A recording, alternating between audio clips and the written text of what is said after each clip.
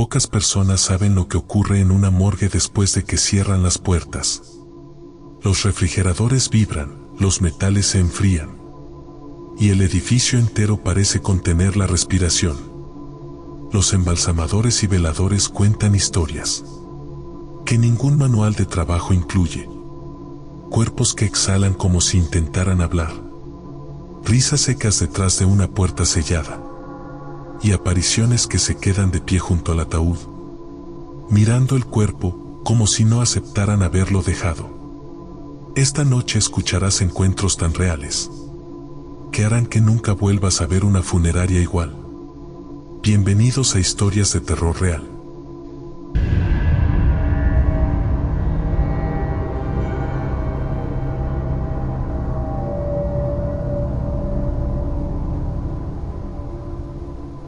Les voy a contar algo que me pasó cuando trabajaba como guardia nocturno en una morgue privada al sur de Monterrey.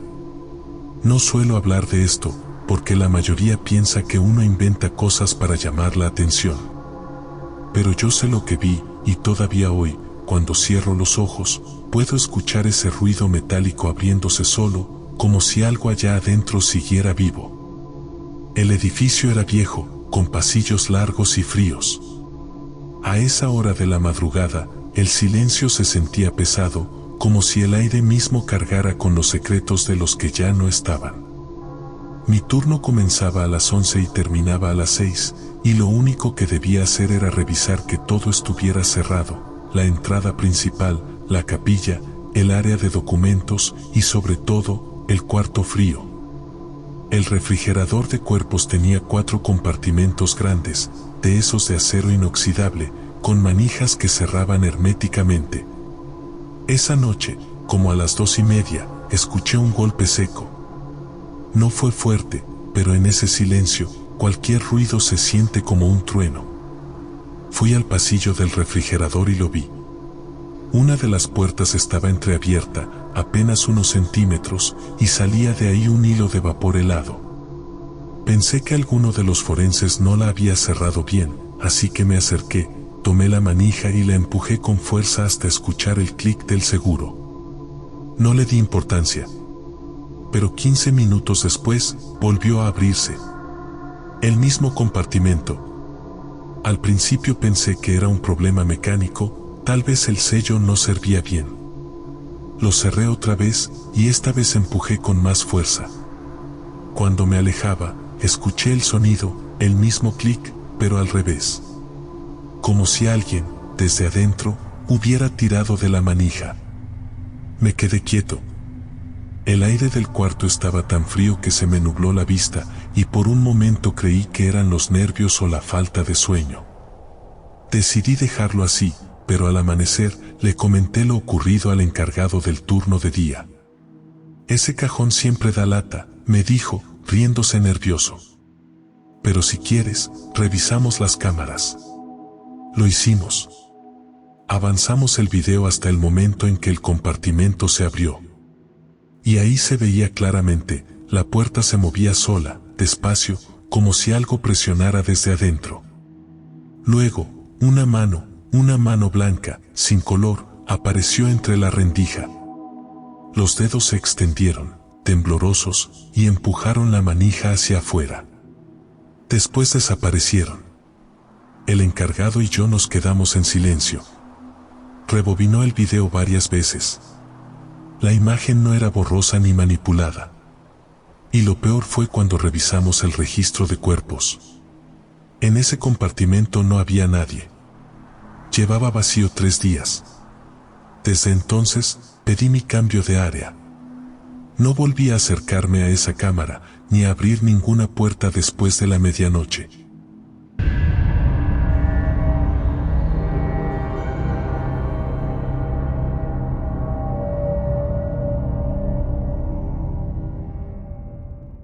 Mi nombre es Daniela Ríos, tengo 34 años, y hasta hace poco trabajé como recepcionista nocturna en la funeraria Los Olivos, aquí en Monterrey.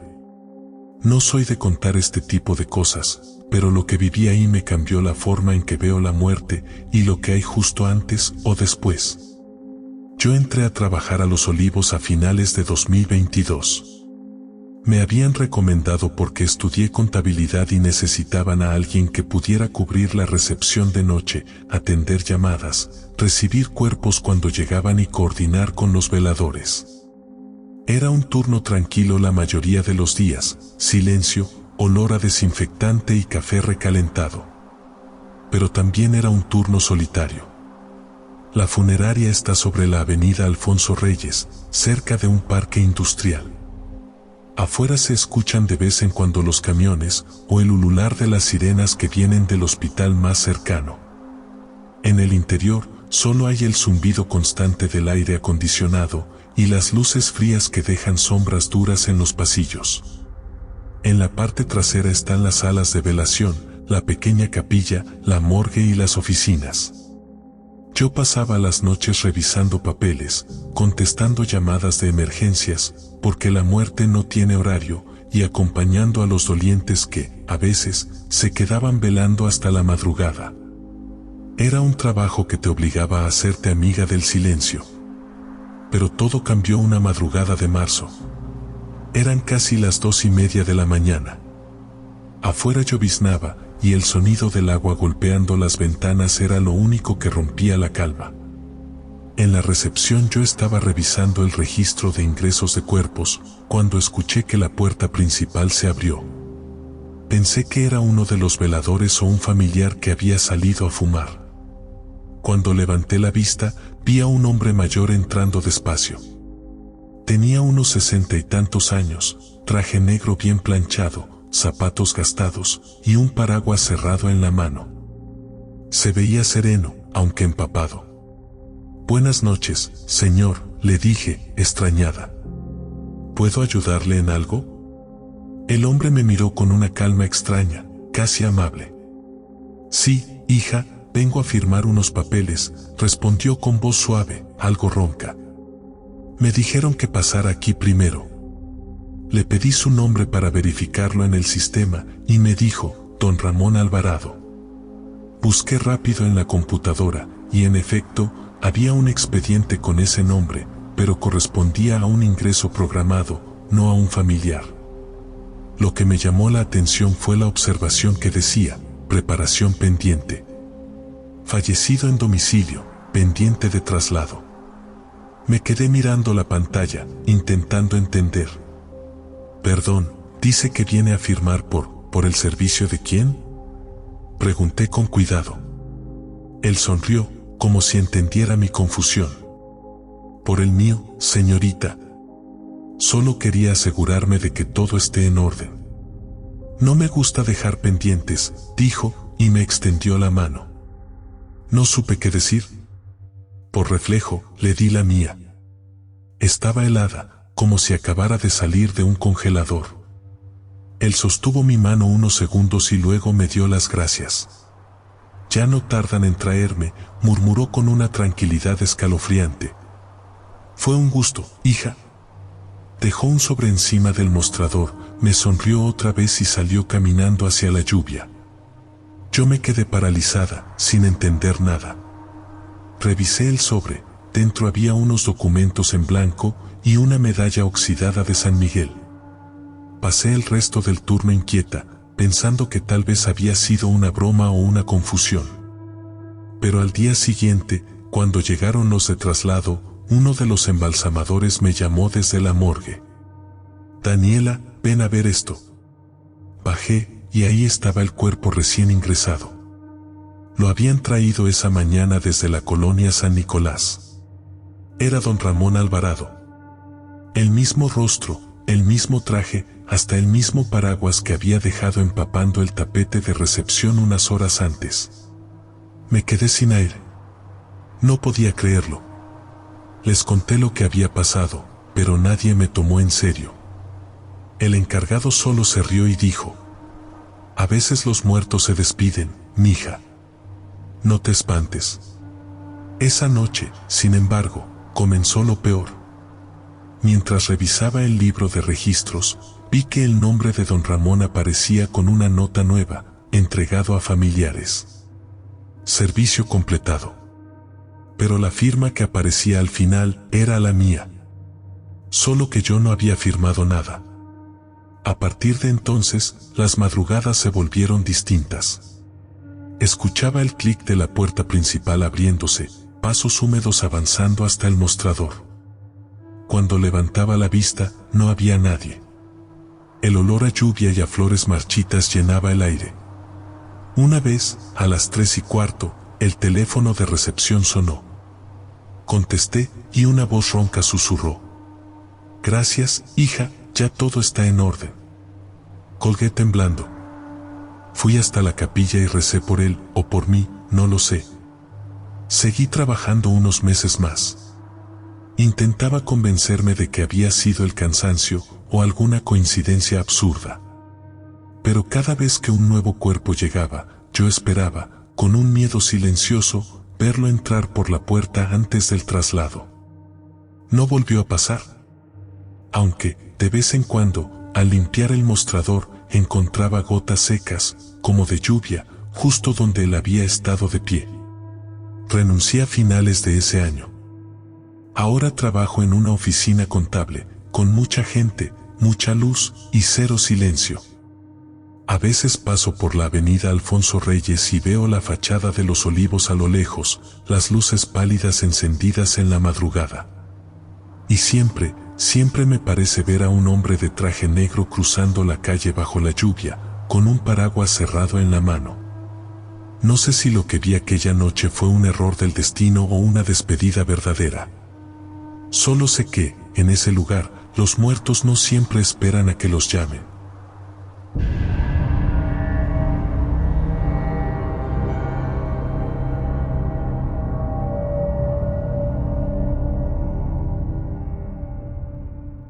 Buenas noches.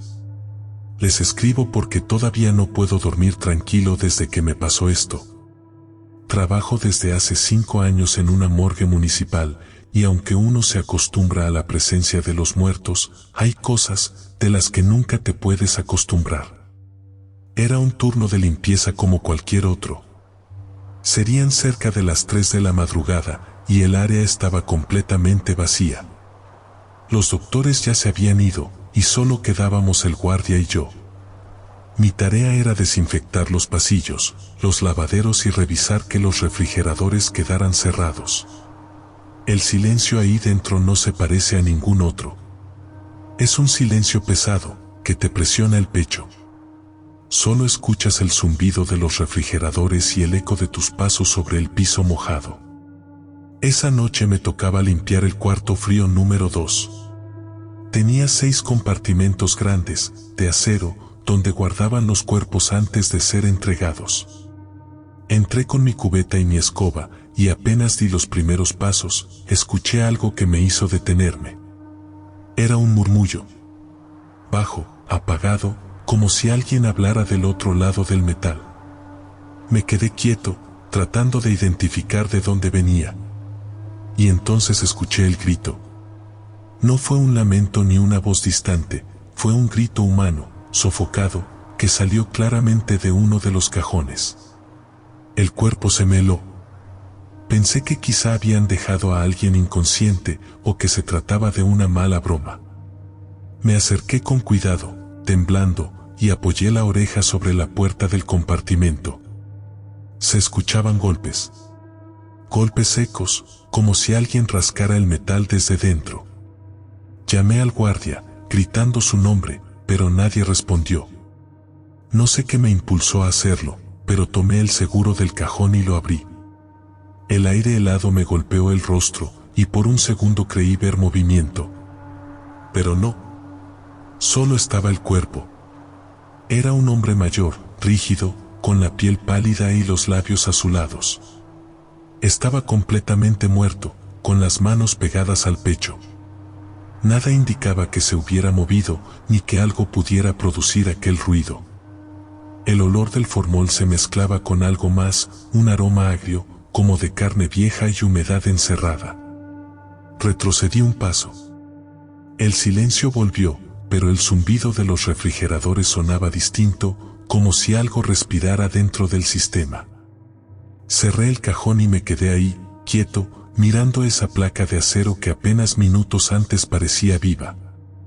A la mañana siguiente, conté lo sucedido al encargado de turno.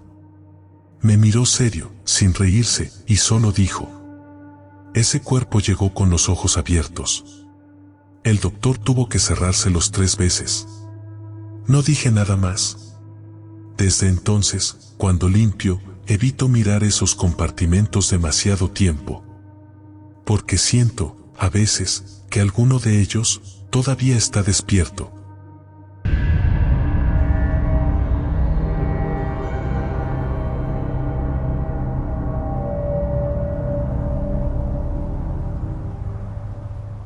Mi nombre es Rocío Herrera, soy tanatóloga y maquillista funeraria. Desde hace más de 8 años trabajo preparando cuerpos para su último adiós en una funeraria ubicada al sur de Toluca. He aprendido a convivir con el silencio, con el olor a formol y a flores frescas, y con esa sensación constante de que la muerte nunca está del todo quieta. Nunca he sido una persona temerosa, pero hubo un caso que me marcó. El cuerpo de una joven de 23 años que, al parecer, había muerto en un accidente automovilístico. Su nombre era Andrea. Llegó a la funeraria una tarde de junio. Recuerdo que llovía con fuerza y que los de traslado venían empapados. Era una chica bonita, de rostro suave, con una herida leve en la frente. En apariencia, parecía dormida. Mi trabajo consistía en arreglarla para el velorio, maquillarla, vestirla y dejarla lista para su familia. Todo iba normal hasta que noté algo que me hizo detenerme. Mientras le aplicaba base en el rostro, juraría que de sus ojos brotó una lágrima. Pensé que era condensación, tal vez humedad o algún líquido residual del embalsamado. Pero cuando la limpié, noté que el párpado inferior estaba húmedo y la expresión del rostro había cambiado. Parecía triste, dolida. Me aparté un momento, respiré hondo y seguí. Minutos después, mientras le aplicaba labial, el rostro volvió a cambiar, las comisuras de los labios descendieron levemente, como si estuviera a punto de llorar. No era imaginación. Había hecho este trabajo miles de veces, y nunca había visto algo así. Llamé a mi compañera, Carmen, para que lo notara también. Ella se acercó, la miró unos segundos, y solo dijo: deja que se acomode, a veces pasa. Y se fue. Seguí trabajando en silencio, pero la sensación era insoportable. Cada vez que volteaba, el gesto de Andrea parecía distinto. Triste, cansado, resignado. Hasta que en un momento, ya de madrugada, cuando todos se habían ido, me quedé sola con ella en la sala de preparación. Encendí una veladora y me senté a su lado. No sé si puedes oírme, le dije en voz baja. Pero si hay algo que no pudiste decir, o algo que no te deja irte, puedes hacerlo ahora. El aire se volvió denso, y por un instante juraría que el ambiente se llenó de un olor dulce, como a flores de azahar. Me quedé en silencio, esperando. No escuché palabras, pero sentí un nudo en la garganta, una tristeza ajena, profunda. Entonces me acerqué al cuerpo, tomé su mano y le susurré: ya está bien, Andrea. Ya todo terminó. Puedes descansar. Nadie te va a olvidar. No sé por qué lo hice, pero lo sentí necesario. Cuando me levanté, vi su rostro una vez más, y esta vez, su expresión era serena. La piel parecía más luminosa, y sus labios mostraban una ligera sonrisa. No volví a verla cambiar. Esa noche dormí en paz, aunque desperté con una sensación extraña, como si alguien me hubiera dado las gracias. Al día siguiente, durante el velorio, su madre se me acercó. Gracias por dejarla tan tranquila, me dijo con lágrimas en los ojos. Mi hija le tenía mucho miedo a morir. No supe qué contestar. Solo asentí. Desde entonces, cada vez que preparo un cuerpo, dejo una veladora encendida y unas palabras suaves en el aire. Porque a veces, los muertos solo necesitan que alguien los escuche para poder irse. Hay lugares donde la muerte no descansa. Y la morgue es uno de ellos. Cuando las luces se apagan y los pasillos quedan vacíos. No son solo los cuerpos los que permanecen ahí. Algo más se mueve entre las mesas de acero. Algo que respira en la oscuridad. Y que observa a quienes se atreven a trabajar rodeados de silencios que no son silencios. Muchos dicen que es normal escuchar crujidos, golpes o suspiros. Pero quienes han vivido lo imposible saben que no es el edificio, ni el aire, ni la imaginación. Esos pasos arrastrados, esas sombras que se detienen detrás de los veladores. Esas miradas que se sienten aunque no haya nadie. Pertenecen a los que todavía no aceptan que están muertos. Si alguna vez visitas una funeraria de noche, no te quedes solo. Y si escuchas tu nombre susurrado en un cuarto vacío, no respondas. Algunas presencias buscan compañía y otras buscan reemplazo. Cuéntanos tus experiencias paranormales, podrían ser parte de nuestro siguiente video. Puedes enviarlas al correo historiasdeterrorreal0@gmail.com, porque tu historia merece ser escuchada. No olvides suscribirte, dejar tu like y activar la campanita, así serás parte de esta comunidad donde el miedo nunca termina. En pantalla te dejamos algunos videos que podrían interesarte, pero cuidado, escúchalos solo si te atreves. Porque lo real siempre da más miedo.